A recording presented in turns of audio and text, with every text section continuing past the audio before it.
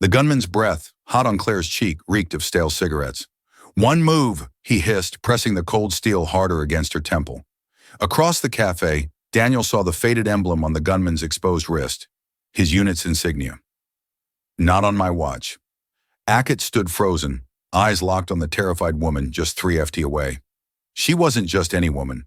She was Claire Donovan, the CEO of a billion-dollar firm, clutching her handbag as the gunman pointed the weapon straight at her face. Daniel didn't think he moved. Before we dive in, drop a comment with where you're watching from, and don't forget to hit subscribe for more videos like this. Let's begin. Asterisk. The cafe erupted in chaos, tables flipping, chairs screeching against the floor, people diving for cover. Claire's lips trembled as the barrel of the gun inched closer to her forehead. Her security detail, nowhere in sight. It was Daniel Broke, exhausted from double shifts, raising his 9-year-old daughter alone, who lunged forward. "Hey!" Daniel's voice thundered, startling even himself. His hand shot out, gripping the attacker's wrist with a force, not of strength, but of desperation. The gun wavered. A shot went off, grazing the chandelier. Screams filled the air again. Daniel slammed his shoulder into the man's chest. They crashed onto the floor. The smell of gunpowder mixed with spilled coffee, choking the room. With a grunt, Daniel wrestled the weapon away, his knuckles scraping raw against the tile. He pinned the man down, adrenaline coursing through him. Dot. Claire gasped, clutching her chest. Her eyes darted to Daniel. This stranger, this ordinary man who just risked his life for her. For one fleeting second, their eyes locked. Something unspoken passed between them. Fear, gratitude, disbelief. Police sirens wailed outside, growing louder. The robber thrashed, but Daniel held on until officers stormed in and dragged the criminal away. When it was over, the cafe looked like a war zone. Claire's hands shook as she stepped closer to Daniel.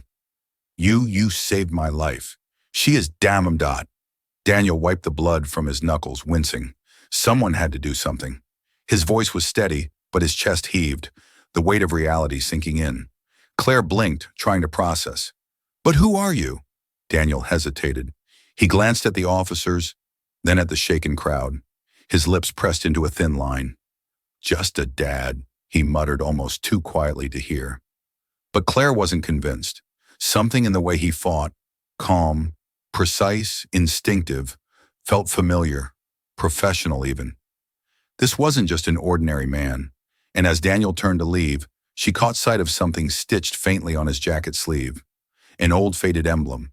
Her breath hitched. She knew that symbol. Asterisk, asterisk. The cafe smelled of burnt powder and fear. Paramedics rushed in, tending to the shaken customers. Officers pressed questions, but Claire's gaze never left the man who had just saved her. Daniel Reed, his name rolled through her head after hearing one officer murmur it while taking his statement. He stood off to the side, shoulders hunched, speaking low and clipped as if trying to give away as little as possible. But Claire had noticed what no one else seemed to. The emblem stitched into his sleeve. It was faint, faded by time and wear, but unmistakable. A crest of an eagle holding arrows. Military, and not just any military, special forces.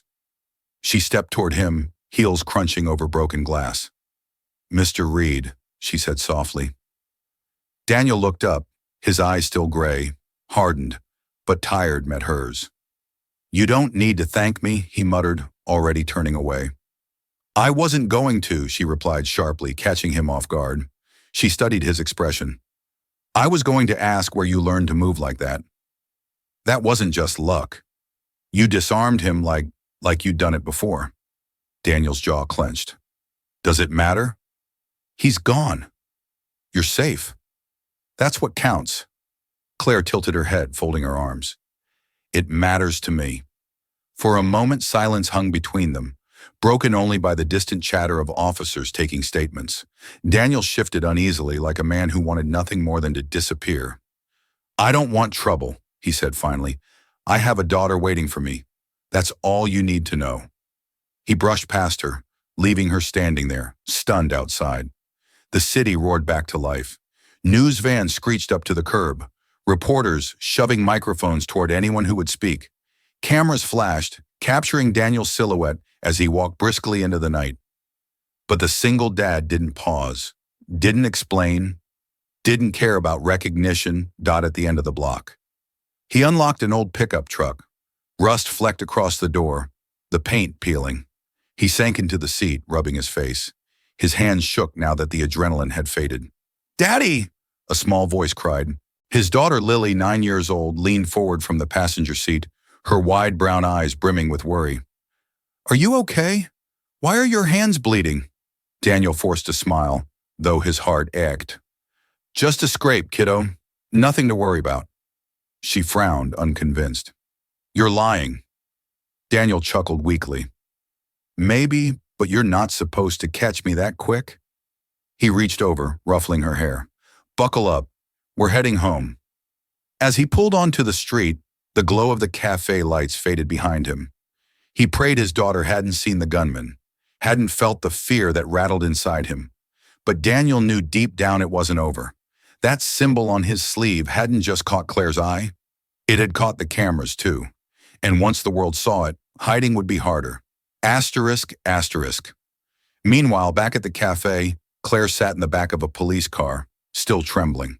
The detectives asked routine questions, but her thoughts were fixed on Daniel. His eyes, his reflexes, the scar running across his knuckles like an old battlefield memory. And that emblem. Her assistant rushed to her side. "Miss Donovan, we need to get you out of here. The press is everywhere." Claire barely heard her. She whispered under her breath. Why would a man like him be living like that? Driving an old truck, bleeding hands, a little girl waiting for him. Her assistant blinked. "What?" "Nothing," Claire said quickly, masking her thoughts. But inside, a storm raged. She'd spent her entire career surrounded by powerful men, executives, politicians, bodyguards. Yet not one of them had risked themselves the way Daniel just had. He didn't even hesitate, and he wanted no credit. Dot. It gnawed at her. Who was he really? 2 nights later, Daniel sat at the small kitchen table of his rundown apartment. Bills stacked in a messy pile beside him, his calloused hands holding a coffee cup gone cold. Lily slept in the next room, clutching the stuffed rabbit she'd carried since she was 3. He sighed, staring at the numbers. Past due rent, utility, cut-off notices. His second job at the mechanic shop barely kept them afloat. He'd sold almost everything of value after.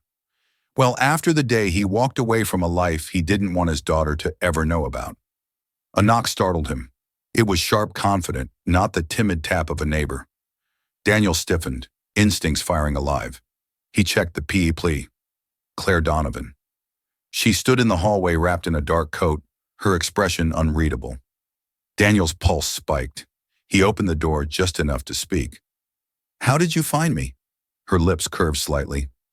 "I run a billion-dollar company, Mr. Reed. Finding people is part of the job." He didn't move. "What do you want?"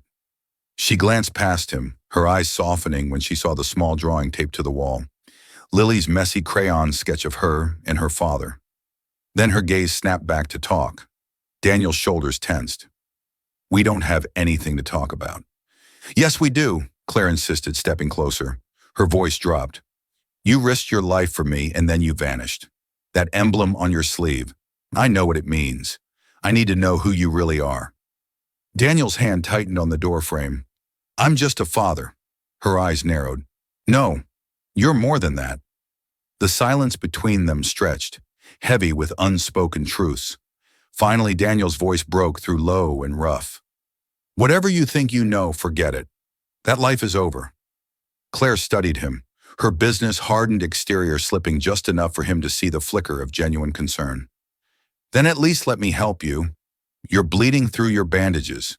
Your daughter is asleep in a place that looks like it barely holds together. Don't tell me you're fine." For the first time, Daniel faltered. No one had looked at him that way in years with anything resembling kindness. But kindness was dangerous. It made walls crack. And if his walls fell, so would the secret he'd sworn to protect at all costs. That night, as Claire walked back to her black town car, her mind raced. Daniel Reed wasn't just a poor single dad.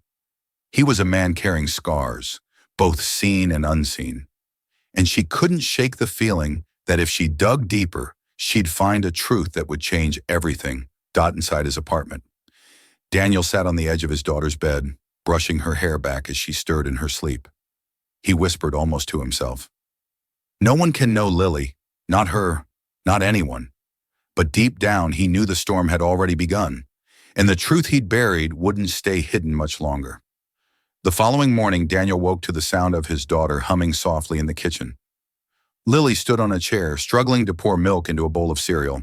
She beamed when she saw him. Daddy, you're awake. I made breakfast. Daniel smiled, though his chest tightened. She deserves so much more than this. More than a father patching together, rent payments and hiding pieces of a past too dangerous to speak of. Before he could answer, another knock rattled the door. This time it wasn't tentative. It was firm, deliberate. Daniel's stomach sank. He opened it cautiously. Claire Donovan stood there again. No coat this time. Just a crisp blazer, eyes sharp but steady. We need to talk, she said simply.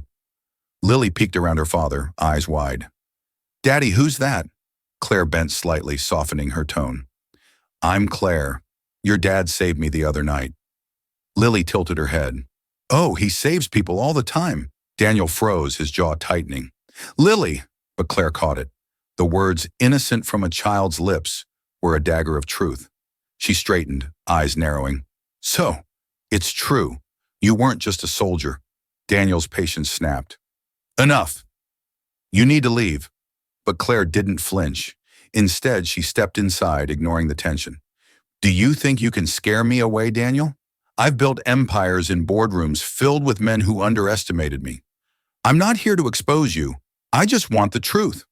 The silence stretched until Daniel's shoulders slumped. He pulled out a chair at the table, gesturing. Fine. You want the truth? Sit. Claire sat across from him, eyes locked. Daniel ran a hand over his face. I wasn't just special forces. I was part of a unit no one talks about, trained for missions that never made the news. Black sites, extractions, eliminations. His voice cracked slightly. I was good at it. Too good. And I paid for it. Claire leaned forward. Paid how? He swallowed hard. My wife, she left, said, I was a ghost in my own home. Couldn't live with a man who never came back whole. His hands clenched. When she passed in an accident 2 years ago, it was just me and Lily, and I swore I'd never drag her into that world. So I walked away, buried it, became just a dad. The rawness in his voice cut through Claire like a blade. She saw it then. The weight in his eyes, the way his muscles tensed like a man forever ready for war, but desperate for peace. Daniel, she whispered, why hide it? Because people like you, he snapped, see a story, see headlines, a hero to parade around. But I'm no hero. I'm a father trying to keep his daughter safe. Claire didn't blink. Instead, she reached into her bag and placed something on the table, a crisp folder with his name. I already dug, she admitted. I know about your unit. I know about the commendations, the injuries, the years that disappeared into classified files. She paused, voice softening. But I also know you saved me without hesitation, and that tells me more about who you are than any file ever could. Daniel's throat tightened. For the first time, he didn't have a retort. The room was silent, except for the ticking clock. Then Lily piped up from the counter, clutching her stuffed rabbit. My daddy's the best, she said proudly. He always helps people, even when he's tired, even when he doesn't have money. Claire's eyes flicked to the child, then back to Daniel. She's right. And maybe it's time the world sees that side of you. Not the soldier, not the ghost, the father who saves lives. Daniel shook his head. You don't understand. The moment people know who I am, danger follows. My past isn't just shadows, it's enemies. Claire leaned closer, her voice firm, but kind. Then let me help. I have resources, protection, connections. You don't have to fight alone anymore. His eyes searched hers, skeptical. Why? You're a CEO. You have everything. Why bother with me? Her answer was immediate. Because no one has ever risked themselves for me without expecting something in return. You did. And because I don't think this is just chance. I think I was meant to meet you. For the first time in years, Daniel's resolve cracked. The hardened mask slipped, replaced by something more human. Vulnerability. The weeks that followed blurred. Claire kept her word. She arranged quiet security around Daniel's apartment without him noticing, until she told him.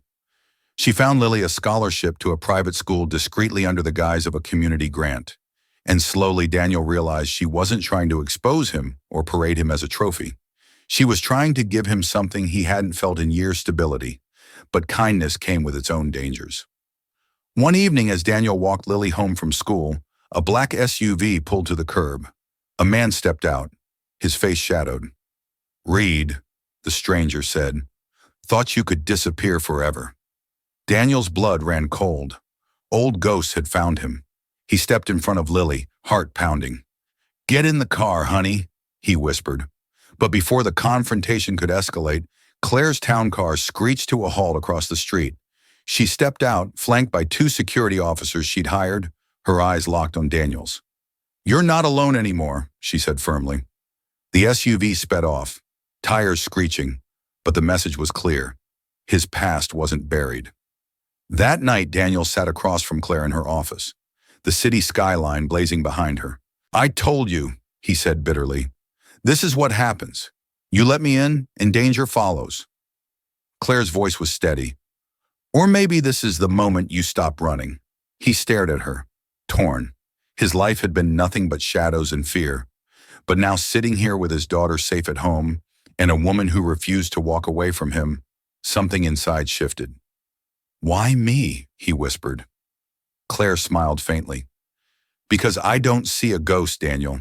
I see a man who deserves more than survival.